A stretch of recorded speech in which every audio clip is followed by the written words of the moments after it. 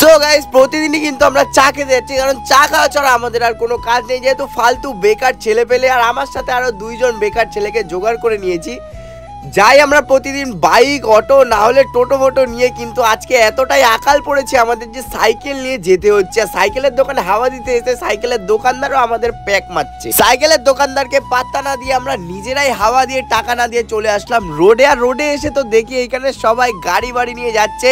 একমাত্র একান্তই আমরা 3জন ছেলে পেলে ছিলাম যারা সাইকেল নিয়ে যাচ্ছিল। পিছন থেকে কখন কে এসে মেরে দেবে তার কোনো ঠিক ঠিকানা নেই। কি আর করা যাবে, অবশেষে চলে আসলাম ক্যাফেতে। আর এইখানে এসে সবাই আমাদের সাইকেল নিয়ে আসতে দেখে ভাবলো কোথার থেকে কোন গরিবগুলো চলে এসছে, এদের চা দেবো 15 টাকার, দিলে আবার যদি টাকা না দিতে পারে এই ভয়ে দেখি আমাদের আর চাই দিচ্ছিল না। কিন্তু অবশেষে যখন আগে পেমেন্ট করলাম তারপরে আমাদের চা দিল আর অনেক অপমানও করলো। আর এইদিকে এক বন্ধু গরিব বলে বাড়ির থেকে মেরি বিস্কুট নিয়ে এসছে ক্যাফে, পুরো প্রেস্টিজ ডাউন।